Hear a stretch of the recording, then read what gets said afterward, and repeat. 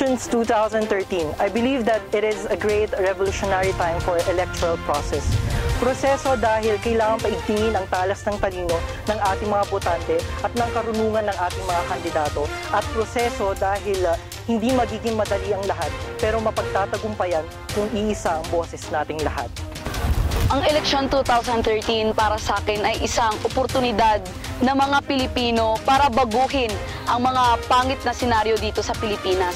Ito yung magiging kapangyarihan ng lahat para piliin ang mga tamang tao na mamumuno sa gobyerno at mamumuno sa buong bansa at sa lahat ng Pilipino. Isang malaking hakbang para sa mga Pilipino para sa pagbabago. Ang halalan 2013 ay isang araw ng responsibilidad, hindi lang para sa ating mga botante, kundi na rin pati sa mga kandidato na nais mahalal ngayong taon.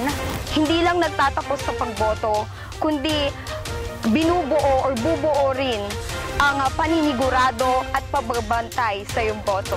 Ang araw na magagamit natin ang ating karapatan sapagkat tayo mamimili ng tama at mabuting mamumuno sa atin. Nakakasiguro ako na ito yung magiging hudyat ng matagal na nating inaasam na pagbabago sa ating bayan.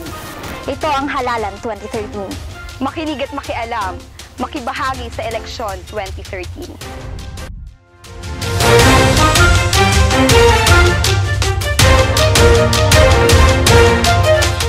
Basically, isang malaking kabahagi ang Election Watch 2013.